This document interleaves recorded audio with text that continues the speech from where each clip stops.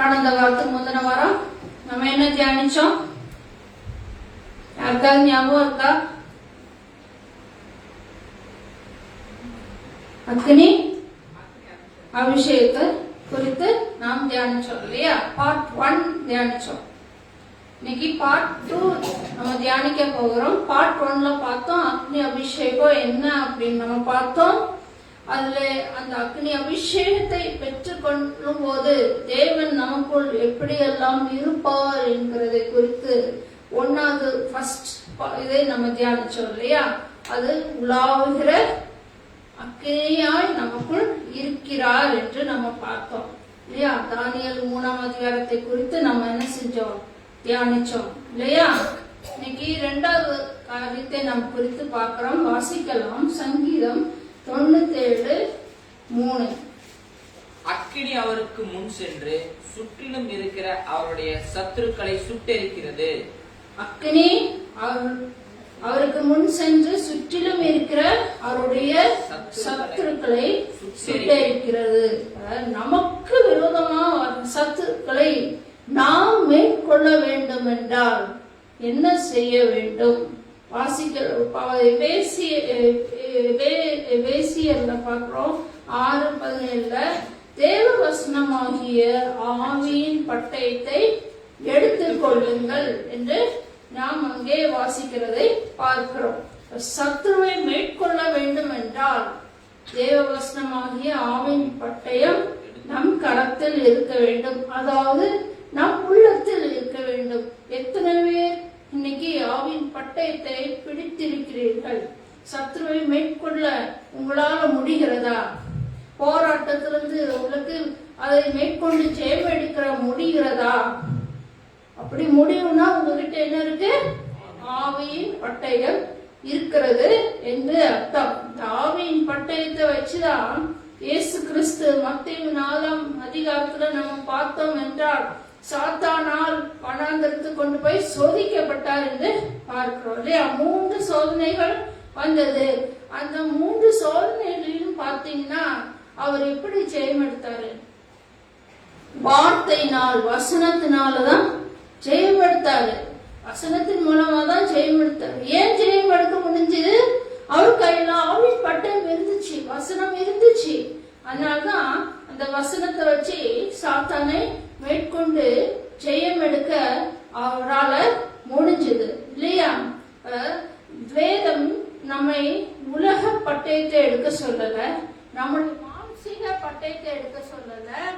ஆனால் அதாவது நம்ம நினைக்கிற மாதிரி நம்ம மாம்சத்தின் சிந்தை மாதிரி பட்டணத்தை எடுக்க சொல்லல. ஆனா அது அப்படி நம்ம தப்பி தவறி அந்த பட்டயத்தை நம்ம மாம்சீக பட்டயமோ இல்ல நம்ம நினைக்கிற பட்டயத்தை எடுத்தோம் என்றால் நமக்கு ஜெயம் கிடைக்காது. தோல்விதான் நமக்கு என்ன கிடைக்கும்? தோல்விதான் கிடைக்கும். ஆனால் இந்த ஆவின் பட்டயத்தை நாம் எடுப்போமானால் என்னது? நமக்கு எப்பவும் ஜெயம்தான் கிடைக்கும். இந்த ஆவின் பட்டயம் என்ன அப்படின்னு பாத்தீங்கன்னா அதுதான் வசனம். வசனம் யாருடையது? தேவனுடையது. யோவான் பார்த்தோம் என்றால் ஆதியிலே வார்த்தை இருந்தது, இந்த வார்த்தை தேவனோடு இருந்தது, அந்த வார்த்தை தேவனாய் இருந்தது. வசனம் யாருடையது? தேவன். தேவன் தான் அந்த வசனம் இல்லையா? இந்த வசனம் தேவன் தான். அப்ப அந்த வசனம் நமக்குள் இருக்கணும் இல்லையா? அந்த ஆவின் பட்டயம் நமக்குள்ள இருக்கணும். ஏன் அந்த ஆவின் பட்டயம் அவ்வளவு விசேஷமாக இருக்கிறது என்று நம்ம பார்த்தோம் என்றால் வாசிக்கலாம். எபிரேயர் 4ஆம் அதிகாரம் 12வது வசனம் வாசிக்கலாம். தேவனுடைய வார்த்தையானது ஜீவனும் வல்லமையும் உள்ளதாயும் இருபுறமும் கருக்குள்ள எந்த பட்டயத்திலும் கருக்கானதாயும் ஆத்துமாவையும் ஆவியையும் கணுக்களையும் ஊனையும் பிரிக்கத்தக்கதாக உருவ குத்துகிறதாயும் இருதயத்தின் நினைவுகளையும் யோசனைகளையும் வகையறுக்கிறதாயும் இருக்கிறது. பாத்தீங்கன்னா அந்த பட்டயம் எப்படிப்பட்டதா இருக்கிறது? இருதயத்தில் குத்துகிறதும் உருவ குத்துகிறதும் நினைவுகளை யோசனைகளும் வகையறுக்கிறதும் இருக்கிறது இல்லையா? கற்கான ஒரு பட்டயமாக அங்க சொல்லப்பட்டு இருக்கிறது இல்லையா? ஏனென்று நம்ம பார்த்தோம் என்றால் அந்த ஆவியின் பட்டயம் ஒரு மென்மையான பட்டயம். அதை நாம் பயன்படுத்தும் போதுதான் சரியான அந்த வசனத்தை நாம் எடுத்து பயன்படுத்தும் போது சாத்தானை எதிர்த்து போராடி நமக்கு வெற்றி கிடைக்கிற ஒரு வல்லமையான ஒரு ஆவியின் பட்டயம் தான் அது இல்லையா? ஆமென், அல்லேலூயா. இப்படிப்பட்ட பட்டயம் நம் கையில் நாம் ஏந்தி கொள்வது மிகவும் அவசியமாக இருக்கிறது இல்லையா? இன்னைக்கு அநேகர் வேத வசனத்தை தெரியாமல் இருக்கிறார்கள், படிக்கிறார்கள். ஆனா அதுதான் ஆவியின் பட்டயம் நாம் பிடித்திருக்கணும் அப்படின்னு சொல்லி அநேகருக்கு தெரியாமல் இருக்கிறார்கள். சோதனை நேரத்துல அந்த தேவன் கொடுத்த வாக்குத்தத்த வார்த்தை எது என்று அறியாமல் இருக்கிறார்கள். அது சத்துருவை மேற்கொண்டு ஜெயமெடுக்க கர்த்தர் விசுவாசிகளுக்கு கொடுத்த அந்த ஆவியின் பட்டயத்தின் வார்த்தை அதிகாரம் என்ன என்று அவர்களுக்கு தெரியாமல் இருக்கிறார்கள். அதனால்தான் கர்த்தர் என்ன சொல்கிறார்? என் ஜனம் அறிவில்லாமையினாலே சங்கரிக்கப்படுகிறார்கள் என்று அங்கலாய்க்கிறார். ஆமென். இதுதான் நமக்கு என்ன கிருபையாக நம்ம வசனங்கள் எல்லாம் படிக்கிறோம் இல்லையா? ஏன் நம்ம வசனம் படிக்கிறோம்? நமக்கும் தெரியணும், நமக்கும் சோதனை வரும். சோதனை யாருக்கும் இல்லைன்னு சொல்ல முடியாது. சோதனை வேலையில சத்துரு கொண்டு வர கிரியெல்லாம் என்ன செய்ய முடியும்? தெரிந்திருக்கும் போது ஆண்டவர் பேசுவார். அந்த சூழ்நிலையில ஆண்டவர் நமக்கு கொடுக்கிற வசனத்தை பேசுவார். ஓ, இதுதான் ஆண்டவர் கொடுத்த வாக்கு தத்துவம் என்று நம்ம அறிந்து கொள்ள முடியும். அறிந்து கொண்டு அதன் நிமித்தமாக என்ன செய்ய முடியும்? அதை வைத்து யுத்தம் செய்வோம். யுத்தம் செய்யறது எசப்பாதான். ஆனா அந்த வசனத்தை வச்சே நம்ம என்ன செய்ய முடியும்? ஜெபிக்க முடியும். நமக்கு விசுவாசம் இருக்கும். ஏசப்பா இந்த வசனத்தை கொடுத்துட்டாரு, கண்டிப்பா செய்வாரு என்ற என்ன செய்யும்? என்ன விசுவாசம் நமக்குள்ள இருக்கும். இருக்கும்போது என்ன செய்யும்? நமக்கு எல்லாத்துலயும் என்ன செய்ய முடியும்? ஜெயமெடுக்க முடியும். அப்படிப்பட்ட ஆவியின் பட்டயம் தான் இது. ஆமென். அதனால இந்த ஆவியின் பட்டை மாதிரி இந்த வசனம் சிறு வயதிலேயே இருந்து பெற்றோர்கள் என்ன பண்ணணும்? பிள்ளைகளுக்கு படிக்க உதவி செய்யணும், படிக்க சொல்லணும். சொல்லும் போதுதான் அவர்கள் வளரும் போது என்ன செய்ய முடியும்? அந்த ஆவின் பட்டயம் படிச்சுட்டு இருக்கும் போது அவர் ரட்சிக்கப்பட்டு போது அவர்களுக்கும் சோதனை வரும்போது அந்த சோதனையிலிருந்து மேற்கொள்ள அவர்களுக்கும் என்ன செய்ய முடியும்? தெரியும். அதனால சின்ன பிள்ளைகள் என்ன செய்யணும்? அம்மா கேட்டு வசனம் படிக்கணும். படிக்காம நான் படிக்க மாட்டேன் அப்படின்னு சொல்லக்கூடாது. படிச்சு வளரும் போதுதான் என்ன செய்யும்? ஆண்டவருடைய ஞானம் கிடைக்கும், ஆண்டவருடைய அறிவு உங்களுக்குள் இருக்கும். அப்பதான் சத்துருவை இனம் கண்டு கொண்டு நம்ம என்ன செய்ய முடியும்? வளரும் போது ஜெயம் எடுக்க நமக்கு முடிகிறது இல்லையா? இயேசு கிறிஸ்துவோடைய அந்த ஆவியின் பட்டயம் மிகவும் வல்லமை உள்ளது. அதாவது ஹாஸ்பிட்டல்ல டாக்டர்ஸ் பாத்தீங்கன்னா ஆபரேஷன் தியேட்டர்ல ஒரு பட்டயம் வச்சிருக்காங்க, ஒரு கத்தி வச்சிருக்காங்க. அந்த கத்தி வச்சுதான் ஆபரேஷன் பண்ணுவாங்க. ஸ்கேல்பல்னு சொல்லி ஒரு நீண்ட கத்தியா, அந்த கத்தி வச்சுதான் ஆபரேஷன் பண்ணுவாங்க. எதுக்கு ஆபரேஷன் பண்றாங்க? வேண்டாத அந்த கட்டிகள் வேண்டாத எடுக்கிறதுக்காக அவங்க ஆபரேஷன் பண்ணி எடுக்கிறாங்க இல்லையா? அதே மாதிரிதான் அதை காட்டிலும் இந்த பட்டயம் மிகவும் வல்லமை உள்ள பட்டயமாக இருக்கிறது. ஏன் என்றால் நமக்குள் வரும் கவலைகள், பாரங்கள், வேண்டாத நெகட்டிவ் தாட்ஸ் எல்லாம் வரும்போது இந்த இயேசுவின் பட்டயம் நம்ம என்ன செய்யுது? அப்படியே எப்படி ஆபரேஷன் பண்ணி அங்க எடுக்கிறாங்களோ அதே மாதிரிதான் நம்ம மனதுக்குள்ள இருந்து ஆபரேட் பண்ணி என்னது அதை நீக்கி போட்டு, பாரம் இருந்துச்சா நீக்கி போட்டு சமாதானத்தை கொடுக்கிறாரு, இளைப்பாறுதலை கொடுக்கிறாரு. கவலை இருந்துச்சுன்னா சமாதானத்தை கொடுக்கிறாரு, துயரம் இருந்துச்சுன்னா கவலையெல்லாம் அகற்றி போட்டு நமக்கு என்ன செய்கிறாரு? விசுவாசத்தில் முன்னேற செல்லும்படி அந்த பட்டயம் நமக்கு உதவி செய்கிறது. ஆமென். இப்படி பட்டயத்தை நம்ம என்ன செய்யணும்? கையில பிடித்திருக்கணும். இதுவரைக்கும் படிக்காதவர்கள் ஆண்டவருக்கு ஒப்பு கொடுத்து, ஏசப்பா எனக்கும் வசனம் நிறைய படிக்கணும், கிருபை செய்யுங்க அப்படின்னு சொல்லி தேவனோட கேட்கும் போது தேவன் நமக்கு கர்த்தர் நமக்கு ஏசப்பா நமக்கு உதவி செய்வார். படிக்கும்படி உதவி செய்கிறவராய் இருக்கிறார். மூணாவது தியானி பாத்தீங்கன்னா வாசிக்கலாம். 1 ராஜாக்கள் 18ஆம் அதிகாரம் 24வது வசனம்.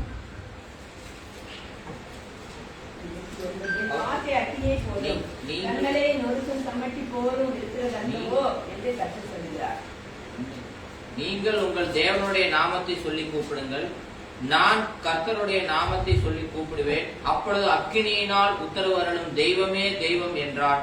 அதற்கு ஜனங்கள் எல்லாரும் இது நல்ல வார்த்தை என்றார்கள். அவர் நமக்கு உத்தரவு அருளும் அக்கினியாய் இருக்கிறார் என்று சொல்லப்பட்டிருக்கிறது. உத்தரவு அருளும் அக்கினியா நமக்கு 3வது காரியம் நம்ம பார்க்கலாம். கர்மேல் பர்வதத்துக்கு பாத்தீங்கன்னா அங்கே 2 குரூப் இருந்தாங்க. ஒரு குரூப் ஆகான் குரூப், ஆகாப் குரூப்.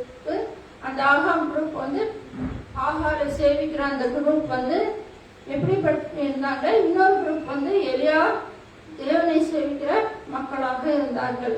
இந்த தேவனை சேவிக்கிற மக்கள் தேவனை நோக்கி பார்த்தார்கள்.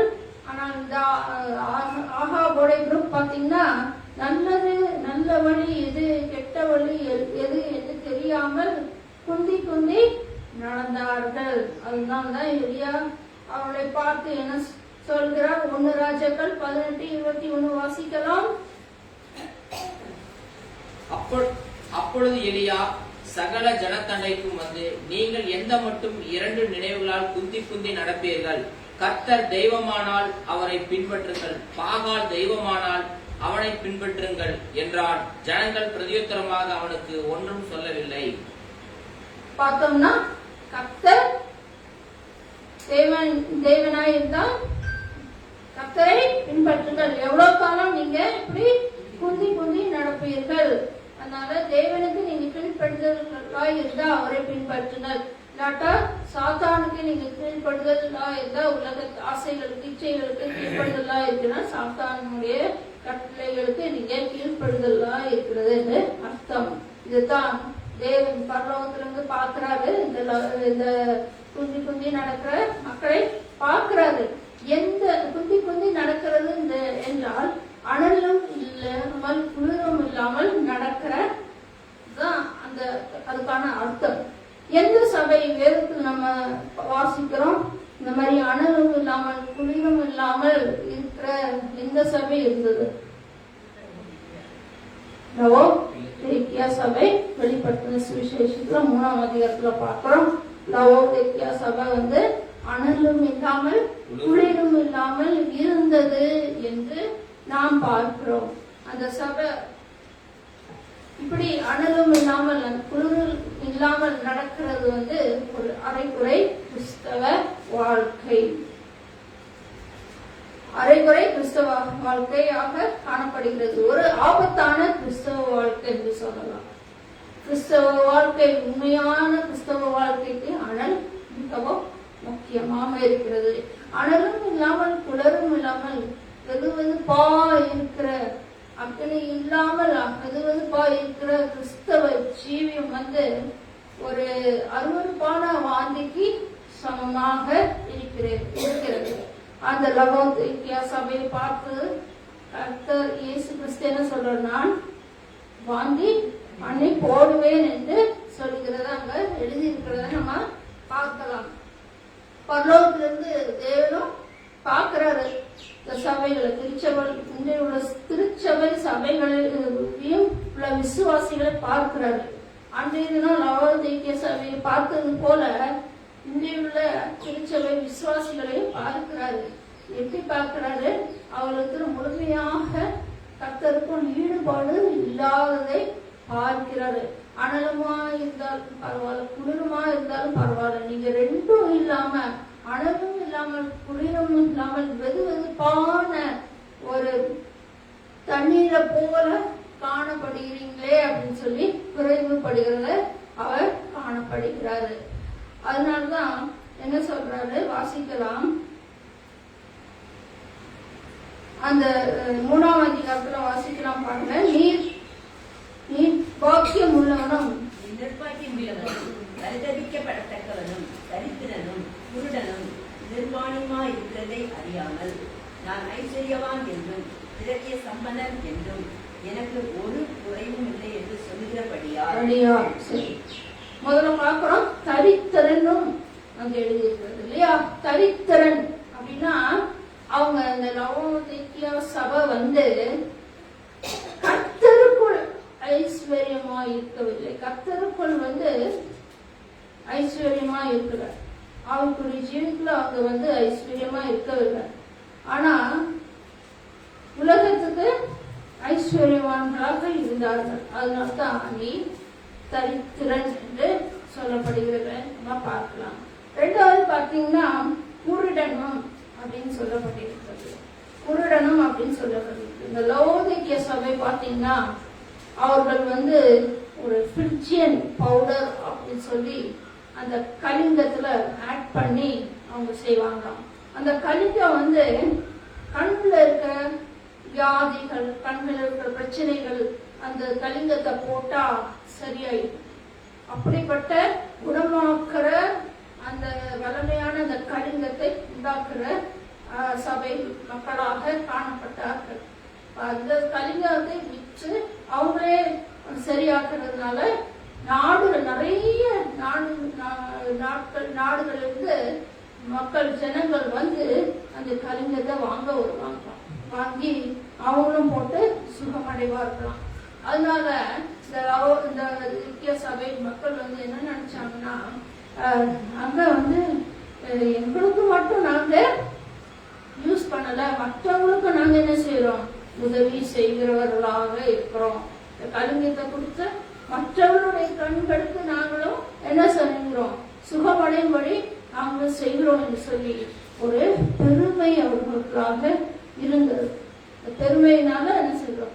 ஆனால் இது எப்படிப்பட்ட அவர்களுடைய ஜீவியம் என்று நாம் பார்த்தோம் என்றால், குருடருக்கு வழிகாட்டும் குருடராக காணப்பட்டார்கள். வேதத்தில் யார் குருடருக்கு வழிகாட்டியா இருந்தது? யார் இருந்தா? யார் இருந்தான்னு தெரியலையா? அப்ப நீங்க சரியா பைபிள் வாசிக்கலையா?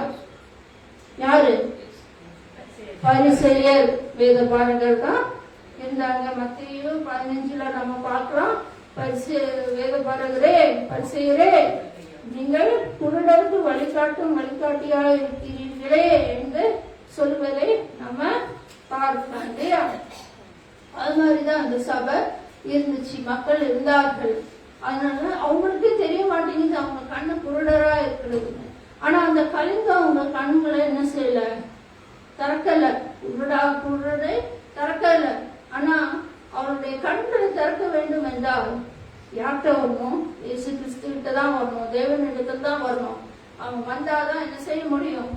அவர் தான் அவங்களுடைய கண்களை திறக்க முடியும். என்று பார்த்தோம் என்றால் அவர் தான் நம் உலகத்தின் வெளிச்சமாய் இருக்கிற இயேசு கிறிஸ்துவாய் இருக்கிறார். வாசிக்கலாம். வெளிப்படுத்தின சுவிசேஷம் 3:18 கடைசி பாகம் பார்த்தீங்கன்னா, நீ பார்வை அடையும்படிக்கு உன் கண்களுக்கு கலிங்கம் போட வேண்டும் என்று வந்து சொல்லுகிறேன் என்று இயேசு கிறிஸ்து அங்க சொல்கிறத பார்க்கிறோம். இன்றைக்கு அநேக மக்கள் என்ன செய்யணும், கண் திறக்கப்படாத மக்களா இருக்கிறார்கள். அவர்கள் உலகத்துல உள்ள அவங்க பாடி நல்லா ஃபிட் ஆகும்னு சொல்லி நிறைய ஜிம் போவாங்க. நிறைய என்னுடைய உதடு சரியில்லை அங்கே பிளாஸ்டிக் சர்ஜரி போயிடுவாங்க. உதடெல்லாம் நல்லா தான் இருக்கும், பாடி எல்லாம் நல்லா தான் இருக்கும், என் பாடி ஃபிட் ஆகணும், யாராவது பார்க்கும்போது நான் எப்பவும் வீணா இருக்கேன் நல்லா இருக்கேன்னு சொல்லி மற்றவர்கள் பார்க்க வேண்டும் என்று சொல்லி என்ன செய்வாங்க, ஜிம் போடுறது தப்பு இல்லை. சிலவங்களுக்கு வெயிட் குறையணும்னு சொல்லி போவாங்க, தப்பு கிடையாது. ஆனா அவங்க நினைக்கிறது தான் தப்பு. என்ன நினைக்கிறாங்க, நான் ஃபிட்டா இருக்கேன் அப்படின்னு சொல்லி நினைக்கிறது தான் தப்பு. ஆனா ஆளுக்குரிய ஜீவியத்துல அவங்க ஃபிட்டா இருக்காங்களா? ஆளுக்குரிய ஜீவியத்துல அவங்க ஃபிட்டா இருக்கிறாங்க. இதுதான் ஃபிட்டா வேணும்னு சொல்லி இருக்கிறாங்க. ஆளுக்குரிய ஜீவியத்துல ஃபிட் ஆனாதான் நம்ம பரலோக ராஜ்யத்துக்கு போக முடியும். நம்மளுடைய வாழ்க்கையிலும் நம்ம ஆளுக்குரிய ஜீவியத்துல ஃபிட்டா இருக்கிறோமா, முழுமையாக ஃபிட்டா இருக்கிறோமா, நம்ம ஆவி ஆத்மா சரீரம் எல்லாமே நம்ம பரலோக ராஜ்யத்துக்கு போக தகுதியா இருக்கிறோமா, ஃபிட்டா இருக்கிறோமா? இதுதான் ரொம்ப முக்கியம். மற்ற ஃபிட்டிங்லாம் செகண்டரி. இதுதான் நமக்கு வேணும். இதுதான் லவோதிக்கேய சபைக்கு தேவன் சொல்றாரு, நீ உன் கண்ணு திறக்கணும்னா என்கிட்ட வா, நீ அப்பதான் ஃபிட்டாயி பரலோகராஜ்யம் செல்ல முடியும் என்று சொல்கிறத நம்ம பார்க்கலாம். ரெண்டாவது பார்த்தீங்கன்னா நிர்வாணமாக காணப்பட்டார்கள் என்று பார்த்தோம். இந்த லவோதிக்கேய சபை டாக்டைல் இண்டஸ்ட்ரி, அதாவது ஜவுளி தொழில மிகவும் ரொம்ப இதா இருந்தாங்களாம், பற்றி கொண்டு நல்ல செழிப்பாக இருந்தாங்களாம். அதுல பெருமை கொண்டாங்களாம். அது என்னன்னா, அந்த ஜவுளியில என்ன பண்ணாங்கன்னா, அதாவது பிளாக் கிளாத்திங், உள்ளான பிளாக் கிளாத்திங்ல ரொம்ப திறமை உள்ளவர்களாக இருந்தாங்களாம். அதுல அந்த அந்த துணியில நாங்க எல்லாருக்கும் நல்லா இருக்குன்னு பிடிக்குதே அப்படின்னு சொல்லி அது மற்றவங்களுக்கு இம்ப்ரெஸ் ஆயிடுச்சு. காட் ஏசப்பாவை பார்வைக்கு அது இம்ப்ரெஸ் ஆகல. அதாவது மற்றவர்களுடைய கண்களுக்கு அது ஈர்க்கப்பட்டது. உலக மக்களுக்கு அந்த துணி ஈர்க்கப்பட்டது. ஆனால் தேவனுடைய பார்வைக்கு அது ஈர்க்கப்படவில்லை. அதனால என்ன சொல்றாரு, நீ உன் கண் பார்வை திறக்க வேண்டும் என்றால் 3:18 மறுபடியும் பார்க்கிறோம். உன் நிர்வாணமாகிய அவலட்சணம் தோன்றாதபடி நீ உடுத்தி கொண்டு இருக்கும் அந்த உடுத்தி கொள்வதற்கு வெண் வஸ்திரத்தை என்னிடத்தில் வாங்கிக்கொள் என்று நம்ம பார்க்கிறோம். அந்த வெண் வஸ்திரம் எதை குறிக்கிறது அப்படின்னு பார்த்தீங்கன்னா 3 காரியம் அதில் இருக்கிறது. 1 ரட்சிப்பு, 2வது நீதி, 3வது பரிசுத்தம். இந்த 3ம் அந்த வெண் வஸ்திரத்துல உள்ளாக பார்க்கிறோம் இருக்கிறது என்றது நம்ம பார்க்கிறோம். இந்த 3 காரியங்கள் நமக்குள் இருக்க வேண்டும். அந்த வெண் வஸ்திரமாகிய அந்த ரட்சிப்பு இந்த தினம் நமக்குள் இருக்கிறதா? இந்த நீதி நமக்குள் இருக்கிறதா? பரிசுத்தமாய் வாழ வேண்டும் என்ற வாஞ்சை நமக்குள் இருக்கிறதா என்று நாம் அறிந்து கொள்ள வேண்டும். அதாவது சபைக்கு இது இல்லாதனால்தான் தேவன் சொல்கிறாரு, என்கிட்ட புஸ்தகத்தை வாங்கிக்கொள் அப்படின்னு சொல்றாரு. பழைய ஏற்பாட்டின் காலத்துல பாத்தீங்கன்னா ஒருத்தர் பாவம் செஞ்சா உடனே தண்டனை கிடைக்கும். ஆனா புதிய ஏற்பாட்டு பாவம் செய்தோம் என்றால் ஆண்டவர் உணர்த்துகிறார். கிருபை உள்ளவர், நம்ம மேல் இரக்கம் உள்ளவராயிருக்கிறார், நன்மை இருக்கிறது. ஏன் உணர்த்துகிறார்? ஏன் உடனே நமக்கு அடி கிடைக்கிறார்? அவன் நம்ம மேல் வைத்த அன்பு, அவர் நம்ம மேல் வைத்த கிருபை. அவ்வளவுதான் இன்றைக்கு வரைக்கும் நம்ம ஜீவித்திருக்கிறோம். ரட்சிக்கப்படாதவர்கள் என்ன செய்யணும்? ரட்சிப்பை பெற்றுக்கொள்ள வேண்டும், இறுதியாய் வாழ வேண்டும், பரிசுத்தமாய் ஜீவிக்க நம்மளுடைய வாஞ்சி எல்லாம் அப்படி இருக்கணும். மத்தேயு சுவிசேஷத்துல பாத்தீங்கன்னா 22 அதிகாரம் 12, 13 வாசிக்கலாம். சிநேகிதனே, நீ கல்யாண வஸ்திரம் இல்லாதவனாய் இங்கே எப்படி வந்தாய் என்று கேட்டான். அதற்கு அவன் பேசாமல் இருந்தான். அப்பொழுது ராஜா பணிவிடைக்காரரை நோக்கி, இவனை கையுங்காலும் கட்டி கொண்டு போய் அழுகையும் பற்கடிப்பும் உண்டாக்குகிற புறம்பான இருளிலே போடுங்கள் என்றான். இதுல ஒரு ஊமை இயேசு கிறிஸ்துவால் சொல்லப்படுகிறது. கல்யாணம் எல்லாம் ஆயத்தமாய் இருந்தது. ஆனால் அழைத்தவர்கள் வரவில்லை. அழைக்காதவர்கள் பலர் தான் அங்கே கல்யாணத்துல இருக்காங்க. அதுல ஒரு ஆள் அந்த காலத்துல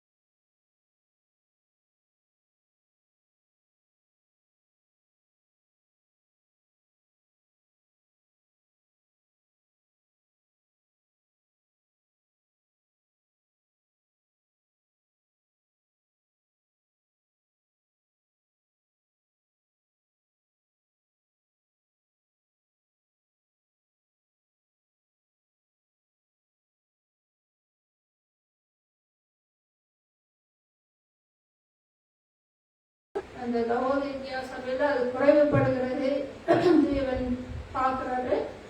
மூன்றாவது காரியம் பார்த்தீங்கன்னா ஐஸ்வர்யம். அதாவது லவோதிக்கேயா சபை பார்த்தீங்கன்னா பயங்கர செல்வம் நிறைந்த சபையாக காணப்பட்டிருந்தது. அவர்களுக்கு எந்த குறையும் இல்லையா, அவங்களுக்கு எந்த குறைச்சலும் இல்லை, சாப்பாட்டு குறைச்சல் இல்லை, உடைக்கு குறைச்சல் இல்லை, எதுக்குமே குறைச்சல் இல்லை, கவலை இல்லாத சுகமான வாழ்க்கை வாழ்ந்து வந்தார்களாம். ரொம்ப ஐஸ்வர்யமா இருந்து எந்த குறை இல்லாமல் வாழ்ந்து வந்ததுனால சபையில இருக்கிற கர்த்தரையே என்ன செஞ்சுட்டாங்க, விலக்கி விட்டாங்க. கர்த்தரை விலக்கி விட்டாங்க. எங்களுக்கு ஐஸ்வர்யம் போதும், எங்களுக்கு ஐஸ்வர்யம் போதும், இது போதும் எங்களுக்கு, நாங்க சுகமா இருக்கிறோம், சுகமா வாழ்றோம், எங்களுக்கு கர்த்தர் வேண்டாம்னு சொல்லி தள்ளி விட்டாங்க. இன்னைக்கு உங்க இருதயத்துல கர்த்தர் வாழ்கிறாரா ஆன்லைன் பார்க்கிற ஒவ்வொருவருக்கும் தான் கர்த்தர் உங்கள் இதயத்திற்குள் வாழ்கிறாரா, இருக்கிறாரா, ஆவியானவர் உங்களுக்குள் வாசம் செய்கிறாரா? செய்யணும். செய்யும்போதுதான் என்ன செய்ய முடியும், பரலோகத்துக்கு போக முடியும். நம்முடைய இருதயத்துல நம்ம அவருடைய வசனத்தை தள்ளி போட்டோம் என்றால் அவர் எப்படி நமக்குள் வாசம் செய்வார்?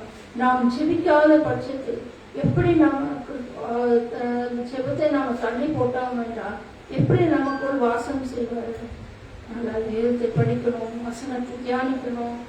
ஏசப்பாவை எப்போ நம்ம தியானிக்கிறதவர்களாக காணப்பட வேண்டும். எப்போது சிந்தையில அவரே நினைக்கிறவராய் காணப்படும். அனுதினமும் நம்ம அவரே நினைத்து அவருக்குள்ளாக பாஞ்சியாக செவித்து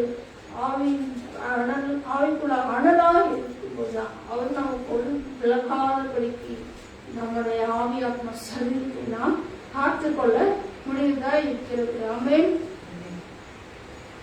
பார்த்தோம் என்றால் அதனாலதான் அந்த லவோதிக்கேயா சபைக்கு ஏசப்பா சொல்றாரு 3:8, நீ ஐஸ்வர்யம் ஆகும்படி நெருப்பில் புடமிட்ட பொன்னையும் நீ கர்த்தருக்குள் ஐஸ்வர்யம் ஆகும்படி வெள்ளியில் புடமிட்ட பொன்னை போல நீ புடமிட வேண்டும், உன்னை புடமிட வேண்டும் என்று சொல்றாரு. ஏனென்றால் அந்த லவோதிக்கேயா சபை மக்கள் மனதிற்குள்ளாக பெருமை இருந்துச்சு. கர்த்தர் வேண்டாம் தள்ளி விட்டார்கள். அதனால பெருமை இருந்துச்சு. அவங்க கர்த்தருக்கு கீழ்ப்படியாதபடிக்கு நடந்தார்கள். அதெல்லாம் நீ என்ன செய்யணும், உன்னை பொன்னால புடமிட்டு அதை ரிமூவ் பண்ணணும் அப்படின்னு சொல்லி இயேசு கிறிஸ்து சொல்கிறாரு.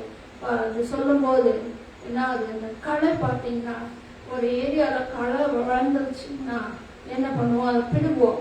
ஏன்னா பிடுங்காட்டா என்ன ஆகும், அங்க வேண்டாத பூச்சிகள் வரும், பாம்பு கூட வரலாம் இல்லையா. அதை பிடுங்கி என்ன பண்ணுவோம், சுட்டெரிப்போம் இல்லையா, அக்னியால சுட்டெரிப்போம். அதே போலதான் உன்னுடைய பாவங்களை சுட்டெரிக்க வேண்டும் அப்படின்னு சொல்லி கர்த்தர் லவோதிக்கேயா சபைக்கும் சொல்றாரு, இன்னைக்கு நமக்கும் சொல்றாரு. உன்னில் இருக்கிற பாவங்கள், உன்னில் இருக்கிற பெருமையின் கிரியைகள், உன்னில் இருக்கிற சுயத்தின் கிரியைகள், உன்னில் காணப்படுகிற மாம்சத்தின் கிரியைகளை என்ன செய்யணும், சுட்டரிக்க வேண்டும். சுட்டரிக்க வேண்டும் என்றால் அந்த பொன் எப்படி, அந்த கோல்டு எப்படி பொன்னாக விளங்கும் போது அந்த ப்ராசஸ் ரொம்ப கஷ்டமா இருக்கும் இல்லையா. அந்த இதுல நம்ம அனுமதிக்கும் போது, அத்தனை நடக்கும் போது என்ன ஆகுது, சில மரங்கள் சில செடிகள் பார்த்தீங்கன்னா கையால பிடிங்கிடலாம். ஆனா சில செடிகள் மரங்கள் பார்த்தீங்கன்னா பிடுங்க முடியுமா, கையால பிடுங்க முடியுமா, முடியாது. என்னது மம்பட்டி வேணும், கத்தி வேணும், எல்லாம் வெட்டுவாங்க, மம்பட்டி கட்டி கொத்துவாங்க, கொத்தி அந்த வேரெல்லாம் வெட்டி வெட்டி வெட்டி தான் எடுக்க முடியும். சில பாவங்கள் இப்படிதான் வெட்டி வெட்டி வெட்டி தான் எடுக்க முடியும். சில பாவங்கள் ஈஸியா கை வச்சு எடுக்கிற மாதிரி இருக்கும். நாமும் காரியங்கள்லாம் ஒப்பு கொடுக்கும் போது, தேவனுக்கு ஒப்பு கொடுக்கும் போது நமக்கு வேண்டாதவர்களை செய்வாரு. அக்னி மூலமாக அவர்களை எல்லாம் என்ன செய்வாரு, டிஸ்ட்ராய் பண்ணுவாரு. அக்னியால சுட்டெரிப்பாரு. சுட்டெரித்து அவருடைய பார்வைக்கு நாம் பொன்னாக விளங்கும்படி நமக்கு கிருபை செய்வாரு. அந்த பொன்னாக விளங்கும் போது செய்வோம், நமக்கு பரலோகம் போக தகுதி தகுதி பெற முடியும் இல்லையா? அப்படிப்பட்ட தகுதி நமக்கு அக்கினியில் நம்ம போகும்போது நம்ம சில வலிக்குதே அப்படின்னு சொல்ல மாட்டோம். ஏன்னா வலிக்கிற நேரத்திலையும் அவருடைய கிருபை தாங்கும் போது நாள் வலிக்காதபடிக்கு என்ன செய்வாரு? அவர் ரத்தத்தால நம்மை கழுவி சுத்தி இருக்கிற தேவனாக இருக்கிறார். அவர் பிரியமான பாத்திரமா நம்மை மாற்றுகிற தேவனாக இருக்கிறார். அம்மே. அடுத்தது பாத்தீங்கன்னா அந்த நம்ம பார்த்தோம் முதலாவது கர்மேல் பர்வதத்துல 2 குரூப் இருந்துச்சு அப்படின்னு சொல்லி, 4வதாக பட்சிக்கும் அக்னியா இருக்கிறார். அப்ப அந்த கர்மேல் பர்வதத்துல அந்த பாகாலை வணங்குற குரூப் தான் அதிகமா இருந்துச்சு. எலியா அவர்களை பார்த்து சொல்கிறாரு, நீங்க கேளுங்க, உங்க பாகாலத்துல கேளுங்க, நீங்க கேளுங்க பண்ணுங்க அப்படின்னு சொல்றாரு. வாசிக்கலாம் 18ஆம் அதிகாரம் 1 ராஜாக்கள் 24-25. நீங்கள் உங்கள் தேவனுடைய நாமத்தை சொல்லி கூப்பிடுங்கள், நான் கர்த்தருடைய நாமத்தை சொல்லி கூப்பிடுவேன், அப்பொழுது அக்கினியினால் உத்தரவு அருளும் தெய்வமே தெய்வம் என்றான். அதற்கு ஜனங்கள் எல்லோரும் இது நல்ல வார்த்தை என்றார்கள். அப்பொழுது எலியா பாகாலின் வீட்டத்திலே நோக்கி, நீங்கள் அநேகரானதால் நீங்களே முந்தி ஒரு காடையை தெரிந்து கொண்டு அதை ஆயத்தம் பண்ணி நெருப்பு போடாக உங்கள் தேவனுடைய நாமத்தை சொல்லி கூப்பிடுங்கள் என்றார்.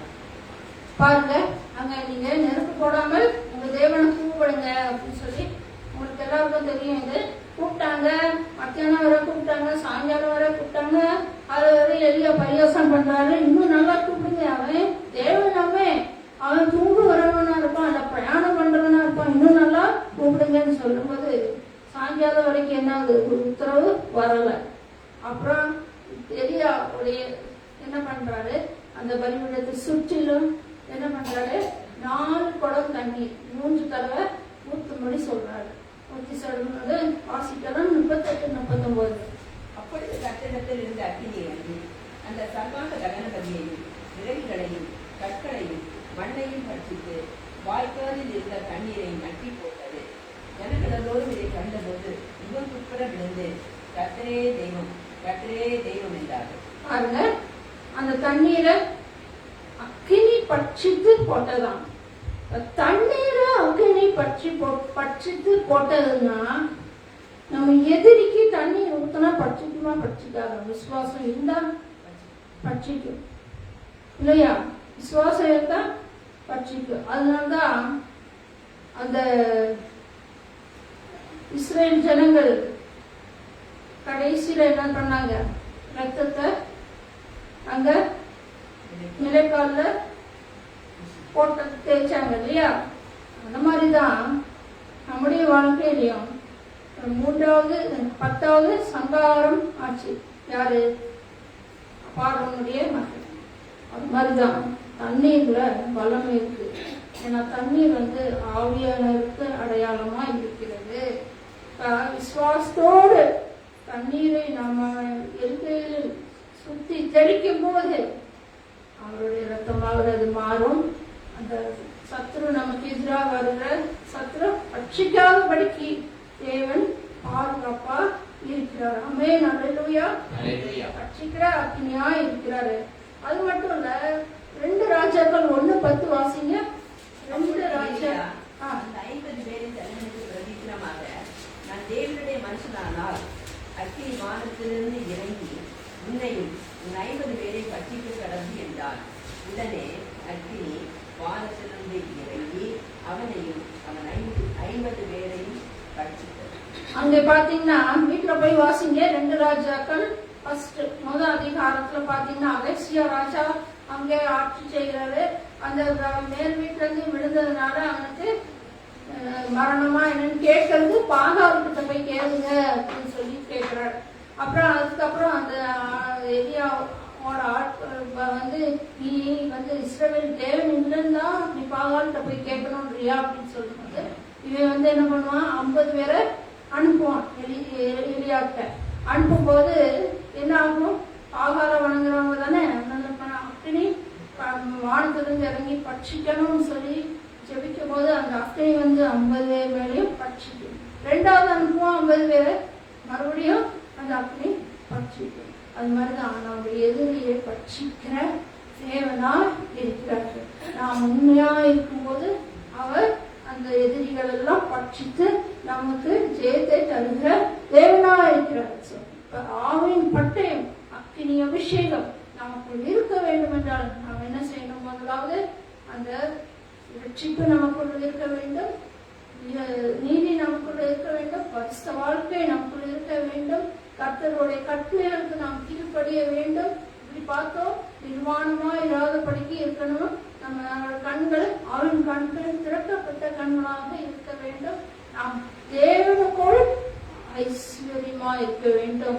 நம்முடைய உலக சொத்துகள், நம்முடைய உலக ஆசைகள், உலகத்துக்குரியதை காட்டிலும் நம் ஆத்மா அது விளையற பெற்றது கிடையாது. நம்ம ஆத்மாதான் விளையற பெற்றது. நம்ம ஆத்மா எங்க போனோம்? பரலோகம் போனோம். அதுதான் விளையற பெற்றது. அது உலகத்துக்குள்ள காரியங்கள், உலகத்து காரியங்கள் எல்லாம் விளையற பெற்றது இல்லை. அது வேணும் தான். ஆனா முதலாவது நம்ம ஆத்மா என்ன செய்யணும்? விளையற பெற்றதா எண்ணி நம்ம பரலோகம் போகணும் என்று நமக்கு என்ன இருக்கணும்? வாஞ்சி இருக்கணும். அப்பதான் நம்ம தகுதியாகி பரலோக ராஜ்யத்துக்கு போக முடியும்.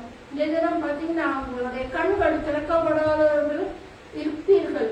ஆன்லைன் பார்க்க ஒவ்வொருவருக்கும் கண்கள் திறக்கப்படாமல் இருப்பீர்கள். நிர்வாணமா இருக்கலாம், ஐஸ்வர்யமா உலகத்துல இருக்கிறேன் நீங்க நினைக்கலாம்.